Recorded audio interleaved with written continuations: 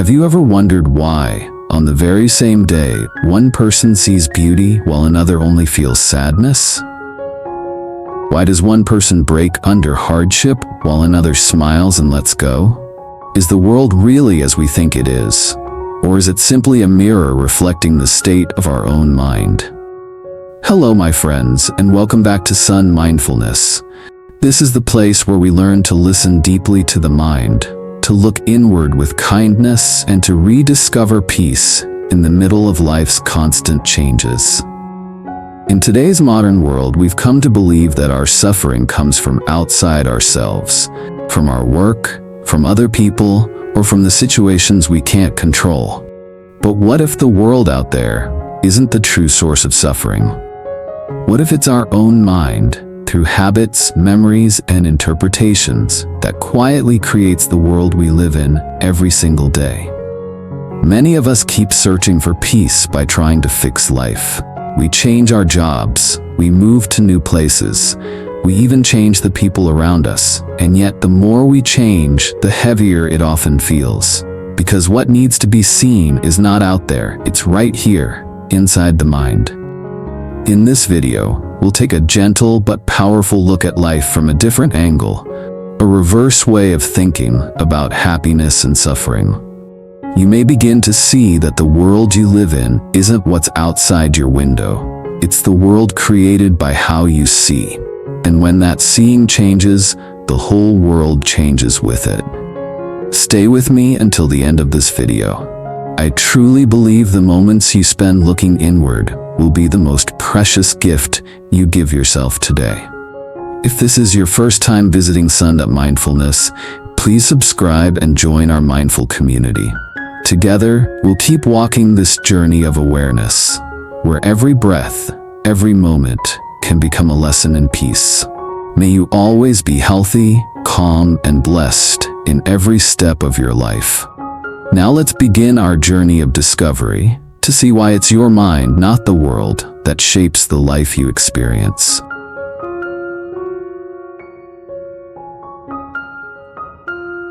Part 1. The world you live in may not be real, but what you feel truly is. Have you ever noticed how two people can share the same day, the same view, and yet live entirely different lives? One person gazes at the sunset and feels their heart bloom like a flower, peaceful, grateful, touched by the fragile beauty of life. The other looks at the same sky and feels heavy inside, reminded that another day has slipped away, another chance lost. Same sky, same light. Two completely different worlds. So which one is real? When I was younger, I used to believe the real world was what existed outside of me. The things my eyes saw, my ears heard, my hands touched. But over the years, through listening, meditation, and reflection, I realized something simple yet profound. The world we live in actually exists inside our own minds. It's woven from memory, emotion, expectation, and fear. A friend of mine from California once told me her story. Every morning she walked along the same beach, hearing the same waves. Yet some mornings, the sea looked breathtakingly beautiful. Other days, under the same sunlight and the same tide, she felt sadness, even emptiness. She told me, "The ocean hasn't changed, only my mind has."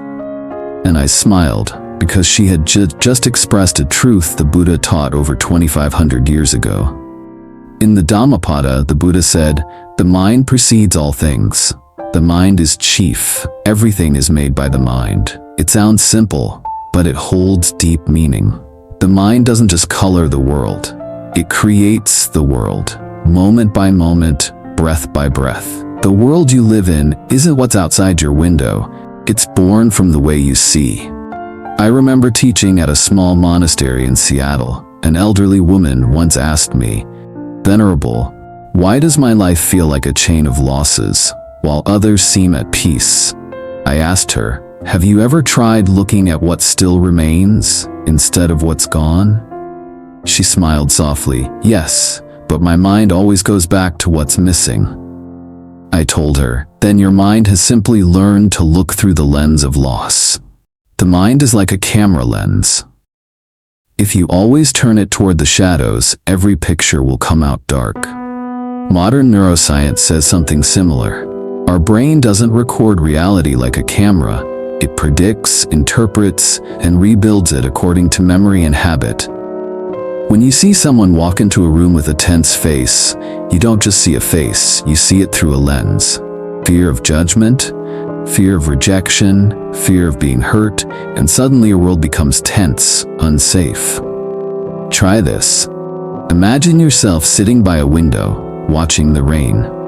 If your heart is calm, the rain feels gentle, washing away the dust of the day. But if you're lonely or sad, the same rain becomes a memory, a melancholy song. The rain hasn't changed, only your inner world has. Everything out there is just light and sound waves. It's your mind that writes the story. The world you live in is the world your mind has built. And here's the wonder of it. Even though that world may not be real in a physical sense, your emotions within it are absolutely real. When you cry, those tears are real.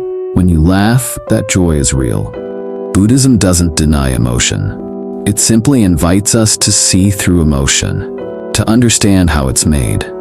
A student once told me, "I just want my mind to always be peaceful." I said, "Peace doesn't come from changing the world. It comes from seeing clearly how the mind creates it."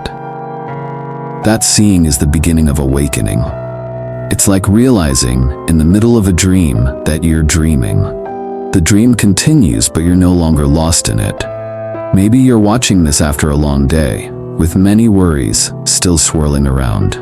I invite you to pause for a moment.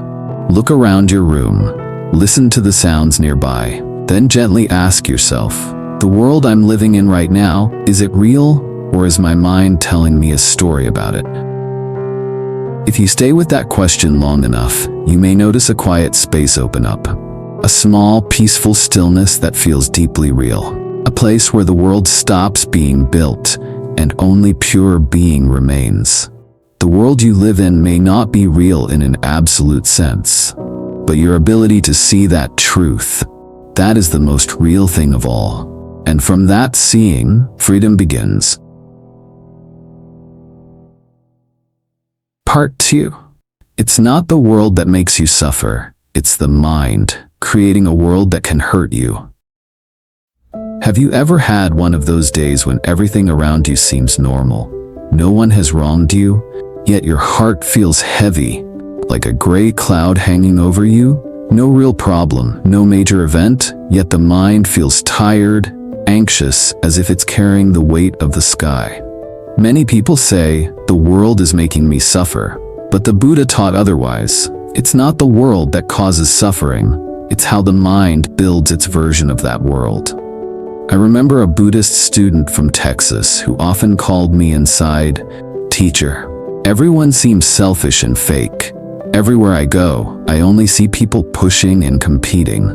I asked her, "Are you sure the whole world is that way? Or is your mind wearing glasses tinted by suspicion?" She smiled sadly. "Maybe you're right. I've been betrayed too many times." I said, "Then the world you see isn't the real one. It's the world your memories have created."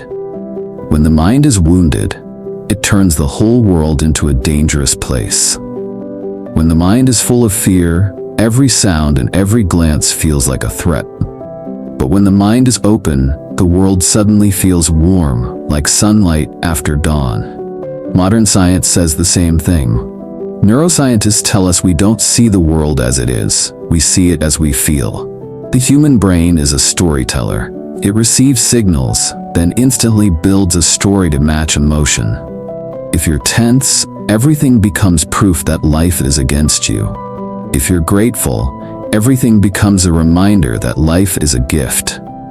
The world hasn't changed, only the mind has. I remember one winter evening, a student told me he often lost sleep worrying about the future. He said, "I'm afraid to fail, afraid I'm not good enough." I asked, "Right now, in this exact moment, is there actually anything wrong?" He was quiet for a while, then said, "No, teacher. It's just that my mind keeps imagining bad things." I smiled. then you're living in a world that exists only inside your mind. When you sit there fearing tomorrow, you're creating a world filled with danger.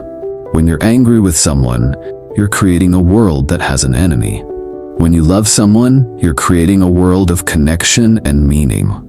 But all these worlds exist only within your mind. A close American friend once told me, after his mother passed away, he couldn't bear the sound of a ringing phone. Because every time he heard it, he remembered the hospital's call the moment bad news arrived. Out there, it was just a sound. But inside him, it was a world of loss. Years later, when his first grandchild was born, the same phone rang again. With good news this time. The same sound, yet the world turned bright. Same tone. 3 different worlds. Do you see? None of those worlds are truly real. They're stories the mind tells. So when we say, they made me suffer, what we really mean is, my mind is suffering because of the story it's telling about them. The world doesn't know what you're thinking, only your mind does, and it's the one shaping every experience. I often tell my older students, when pain arises, don't rush to ask, who caused this to me? Instead ask, what story is my mind telling right now? You'll be surprised. It's often a familiar story. I'm not good enough. I'm being left out. I'm treated unfairly. These stories aren't new, but each time you believe them, you rebuild the same world of suffering. The Buddha called this papanka, the mind's tendency to proliferate, to spin stories, to add layers of meaning to neutral events. A simple word becomes an insult, a glance becomes judgment, a silence becomes rejection. And just like that, the mind constructs a painful world, one layer after another. But within that same mechanism lies the way out. If we stop right at the moment before adding a story, the whole painful world begins to dissolve. Once, I taught a meditation class for retirees. An old gentleman told me, "Teacher, I meditate, but I keep thinking about the person who hurt me." I said, "Then meditate with that sadness. Look at it, but don't add the word I to it. Don't say I am sad. Just see, sadness is here." A week later, he came back and said, "Strange, the sadness is still here, but it feels lighter now. Like a cloud drifting through the sky." I smiled and said, "That's the moment you stop building the world of I am suffering. And without an I, suffering has nowhere to stay." If you're listening to this now, take a moment to reflect on your day. How many things truly made you suffer? And how many were just stories your mind kept telling? Maybe someone said one sentence, but your mind turned it into a whole drama. Maybe someone's silence meant nothing, but your mind filled it with 1,000 meanings. So what I want to say is this. It's not the world that makes you suffer. It's the mind that builds a world you believe is real. If you can see that, just see it without changing anything. Half the suffering is already gone. The outer world may stay the same, but inside you a new light begins to open, a place where things still happen, but no one inside is getting hurt anymore. Only life, unfolding simple, gentle, and complete just as it is.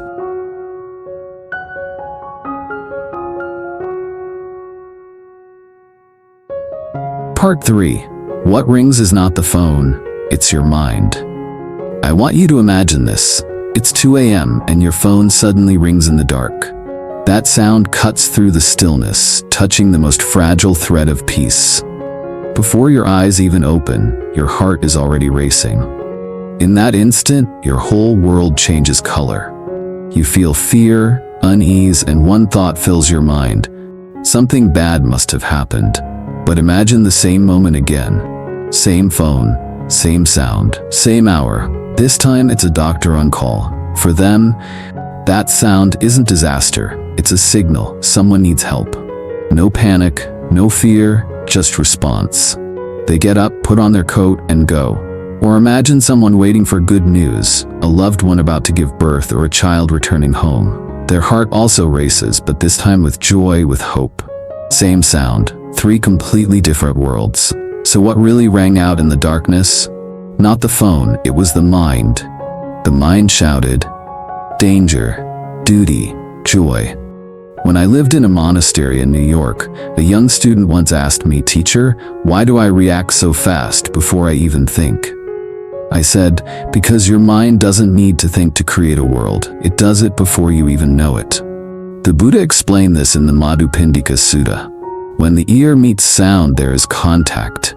From contact comes feeling. From feeling comes perception.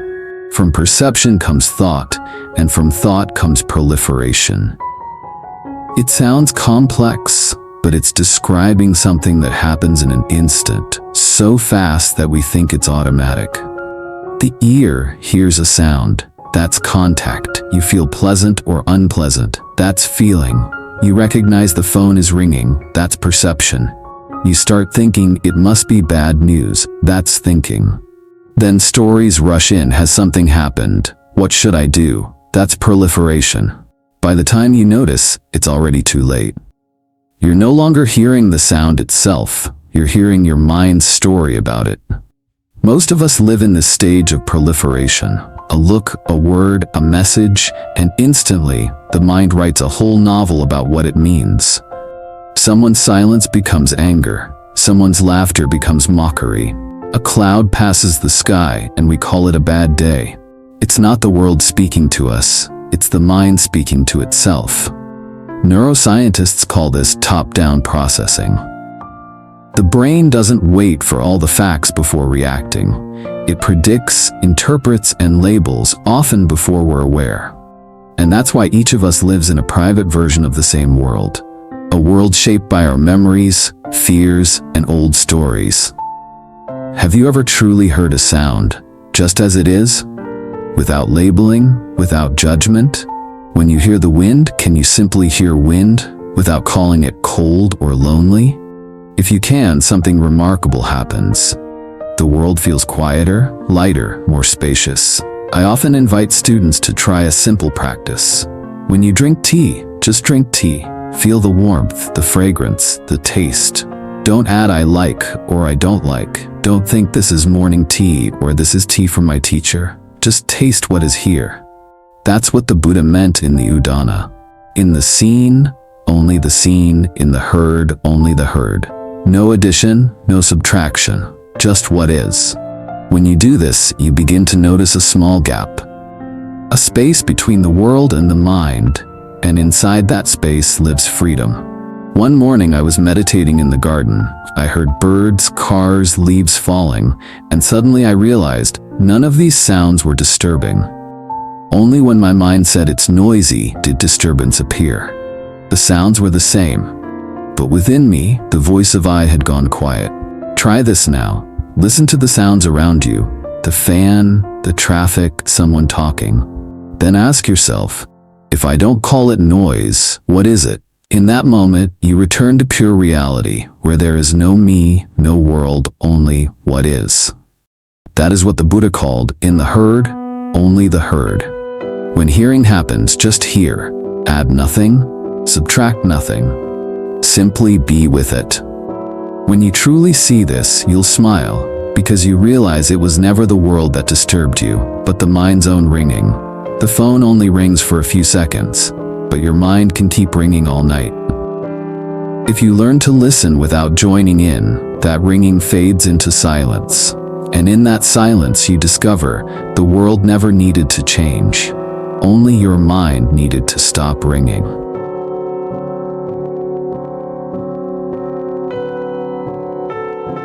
Part 4. You don't see the world as it is. You see it as your mind has been trained to see. I have an old friend in Boston who worked as an engineer for 30 years. One day after retiring, he told me, "Teacher, I've realized something. I've never actually seen people as they really are. I've only seen them through the lens of being afraid of being wrong." I asked, "What do you mean?"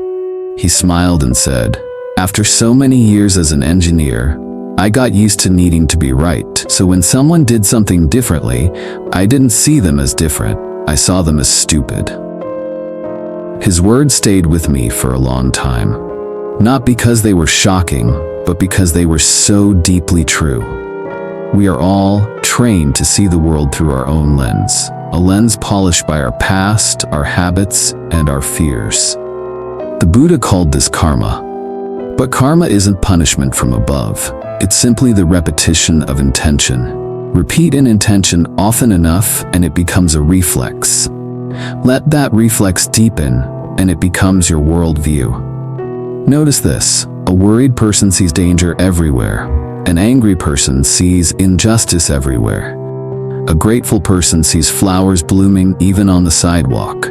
Same world, but each person lives in their own version of it, a version programmed by the grooves of their own mind.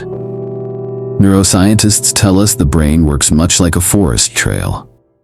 If you walk the same path often enough, it becomes clear, easy, automatic.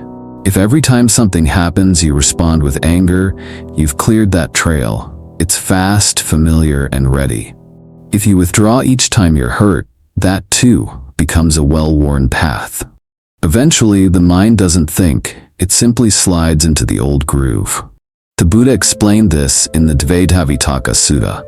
What a person frequently thinks and ponders upon, that becomes the inclination of the mind. If you often think of fear, you're training the mind to fear. If you think of kindness, you're training the mind to love. If you think of others' faults, you're training the mind to judge. It's not the world shaping your character. It's your way of seeing the world that reshapes you. A student once told me, "Teacher, I try to meditate, but my mind keeps returning to old stories." I said, "That's just the old path your mind knows best. It's like a wheel following a rut. It doesn't know how to turn yet. But if you can see that rut pulling you, you've already begun to turn." Have you ever noticed yourself reacting before you even have a chance to choose? Someone says something, and you're already irritated. A small mistake, and you instantly blame yourself. A single flaw, and you conclude, "I'm not good enough." These reactions aren't natural. They're patterns of karma, mental grooves dug too deep. But here's the miracle. Karma isn't fate. The Buddha never said you're bound by your past. He said, this mind can be retrained. Like a forest, if you stop walking the old trail, grass begins to grow, and a new path slowly appears. I once had a student who was addicted to anger.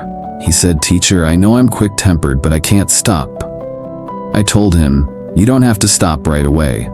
Just notice what happens when anger comes, how your breath changes, how your body tightens. Just notice.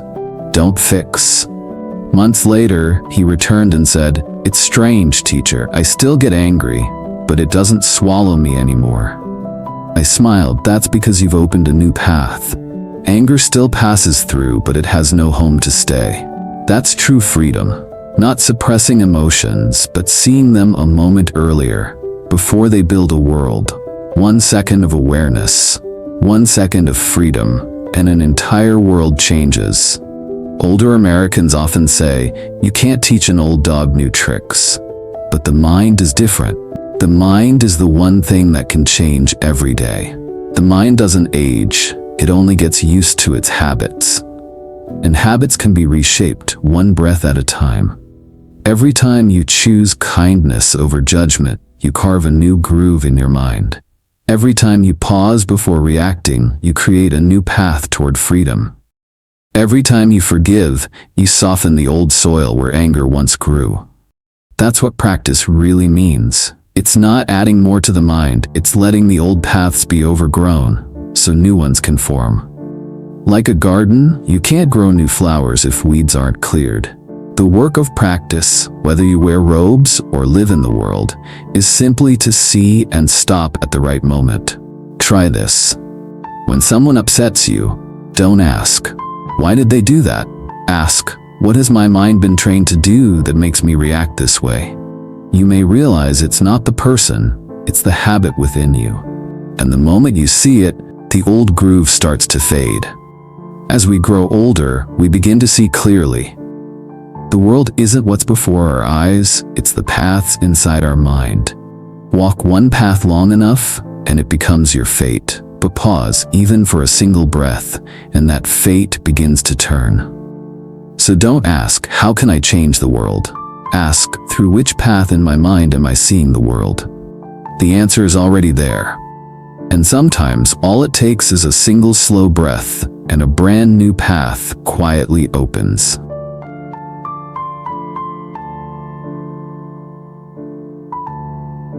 Part 5. The world appears when the I appears. There's a question that sounds simple, but it opens the deepest doorway in all of Buddhist teaching. If there were no I, would this world still exist? When I first came to America, I stayed with an elderly Hawaiian couple. Every morning, the old man would go into the garden, watering plants, trimming leaves, picking up fallen ones. One day I asked, "Why do you take such careful care of your garden?" He smiled gently and said, "I'm not taking care of the plants, I'm keeping them company." Then he added, "In the old days I planted so others would praise me for having a beautiful yard. Now I water just so the plants won't go thirsty. When I disappear from the story, everything feels lighter." That sentence to me holds the very essence of the Buddha's teaching. When the I disappears, the world still remains, but suffering does not. In the Anguttara Nikaya, the Buddha said, "In this very body, just a fathom long, with its perception and mind, I declare there is the world, the arising of the world, the ceasing of the world, and the path leading to the cessation of the world." He wasn't speaking about the planet Earth. He was speaking of the experienced world, the one you live in through sensations, thoughts, and perceptions. When the eye meets a form, a visual world arises. When the ear meets sound, an auditory world arises. When the mind meets a thought, a mental world arises. And all those worlds truly begin only when someone claims, "This is mine." Imagine you're looking at a flower. In the very first instant, there is only seeing, no name, no meaning. But a moment later, the mind whispers, "It's beautiful." And one heartbeat later it adds, "I like this flower." The instant I like appears, your personal world is born. It's no longer just a flower, it's now the story of me and the flower I like. This is the subtle mechanism of self-making. The I arises as the center from which we relate, own, and interpret. And in that very moment, we enter the endless game of defending, proving, beautifying, and fearing for that I. I once asked an elderly student in Oregon, "What do you fear most?" She answered, "I fear being forgotten." I asked, "If there's no I, who is there to be forgotten?" She paused, eyes glistening, and said softly, "Maybe no one, only life continuing." At that moment, she smiled, as though she had set down a lifelong burden. We all believe there's a self behind everything that happens. I feel. I'm hurt. I'm practicing. But if you pause and look deeply, you'll see only feelings, thoughts, and actions occurring. No one standing behind them pulling the strings. The I we protect is often just an echo of memory. In the Anattalakkhana Sutta, the Buddha analyzed this illusion of self. He said, "If the body were truly yours, you could command it not to age. If feelings were yours, you could make them always pleasant. If thoughts were yours, you could stop them from arising. But can you?" The answer, of course, is no. Therefore, they are not yours. What we call I is simply a temporary combination of the 5 aggregates: form, body, feeling, sensation, perception, mental formations, and consciousness. They rise and fall, shift and dissolve like waves upon the sea.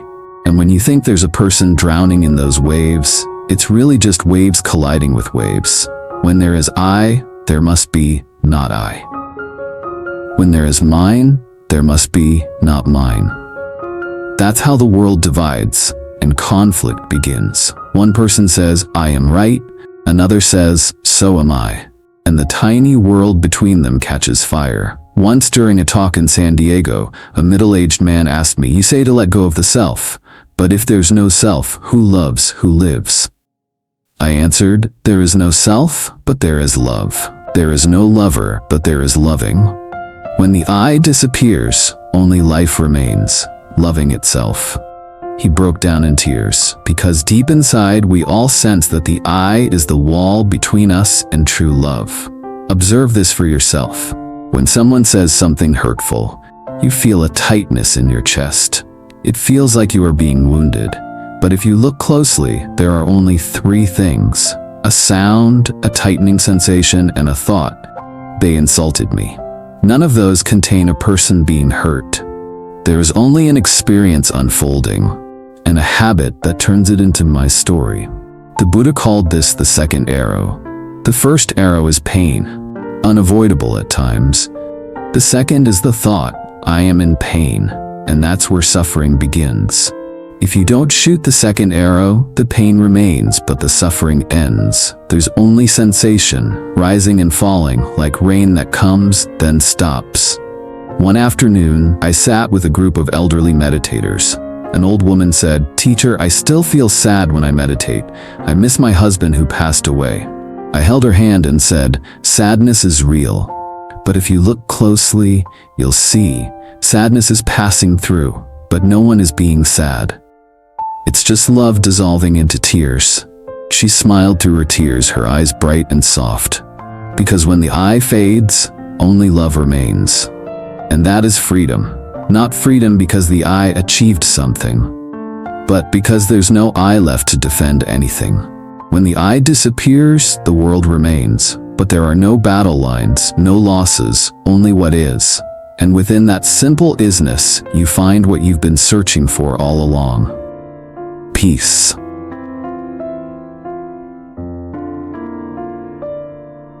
Part 6. You don't need to fix your life. You only need to see how the mind makes it heavier. I remember once, during a meditation retreat in California, a middle-aged woman stood up after our first sitting and said softly, "Teacher, I came to meditation to find peace, but the more I meditate, the more chaotic my mind feels."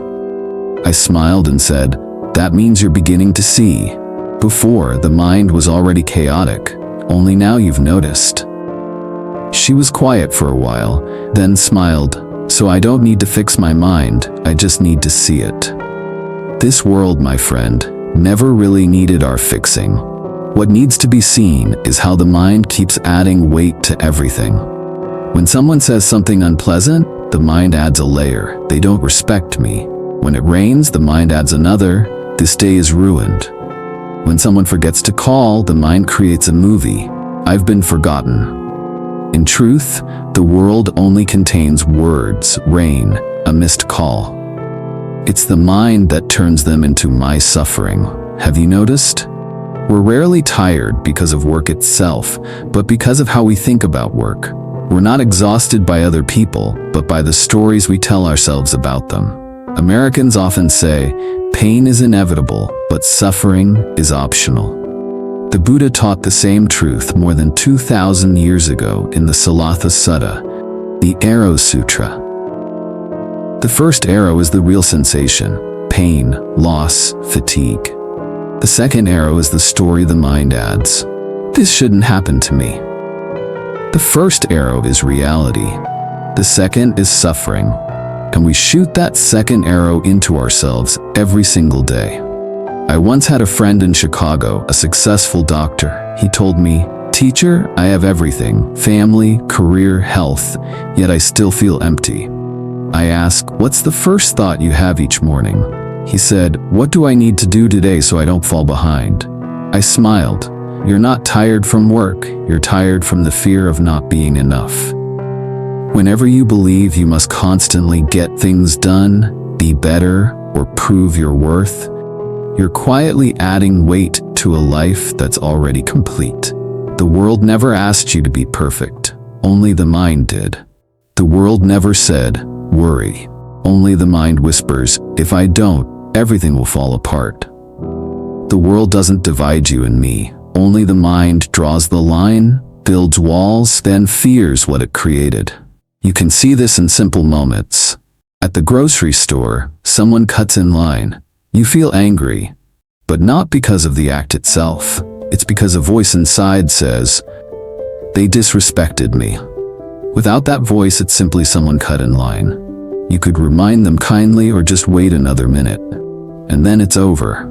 Suffering arises from I and mine. Every eye wants to be right, recognized to win. When the Buddha spoke of nibbana, he didn't describe a place where pain disappears. He described the moment when the mind stops creating suffering. Nibbana isn't in the future, nor somewhere far away. It appears the moment your mind stops adding commentary to life. When you see pain as just pain, not my pain. When you hear an argument as just sound, not someone insulting me.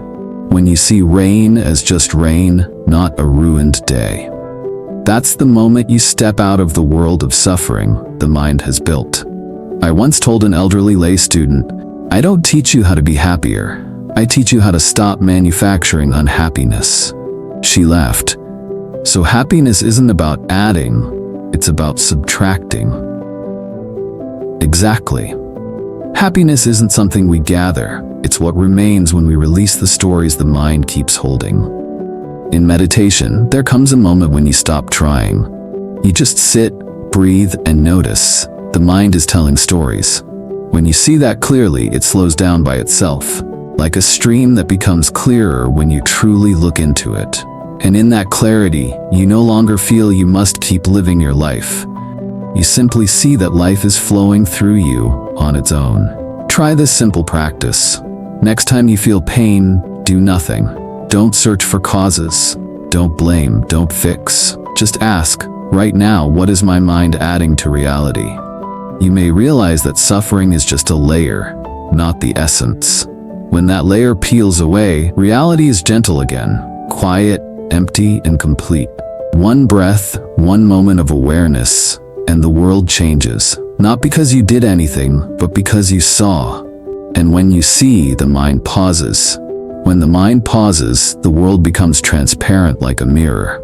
You don't need to fix your life. You don't need to become anyone else. You only need to look deeply and ask, what am I adding to this moment? Then gently let it go. And in that very moment, freedom appears.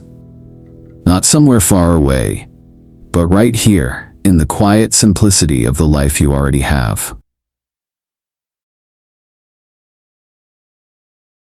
Conclusion. When your mind becomes still, the world turns transparent. If you've listened all the way here, I want to thank you deeply. Thank you for walking with me through this journey. A journey not about changing the world, but about seeing how the mind keeps creating it.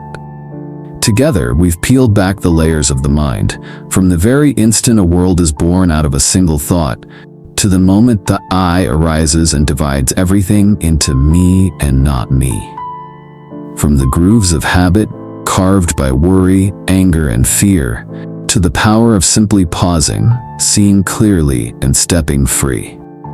You see, we don't need to fix our lives. We don't need to keep trying to be better. We only need to see how the mind colors everything it touches. And when we see it clearly, that color begins to fade on its own. When the mind stops, the world becomes transparent. I know, it sounds simple, but simple doesn't mean easy. The mind has been doing this for decades, perhaps a lifetime. It's used to building, narrating, reacting. So when you begin to observe, don't expect silence right away.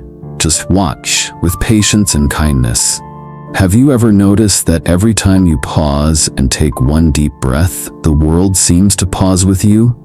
When you look at someone without judging, don't you feel a little lighter inside? When you let go of an old story, don't you hear the wind more clearly? Those small moments, that's where peace begins.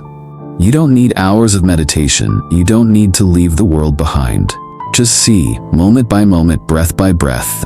What am I adding to this reality right now? If you can do that, even once a day, you're already practicing freedom. Freedom isn't escaping the world. It's living within it, yet not being carried away by the mind. That is the spirit of Son.Mindfulness, a place where we learn to listen to ourselves, to understand the mind, and to return to the quiet stillness that was always within us. If today you've realized even one small thing, that your mind can create suffering, and that the same mind can create peace, then I congratulate you, because that realization is the first doorway to freedom. I'm truly grateful for your time, for sharing these moments of stillness with me. If this message has touched your heart, please leave a comment below. Share what you've seen, what you felt, because your words might be the light that helps someone else find their way. And if you'd like to continue this journey of awakening with me, please subscribe to Son.Mindfulness. Let's keep building a space of calm, of gratitude, and of return. Together. May you always be healthy, may you be peaceful, may happiness and good fortune follow you wherever you go. I'll see you in the next Son.Mindfulness video, where we keep learning not to change the world, but to keep looking, until the world itself becomes as light as a breath. Thank you.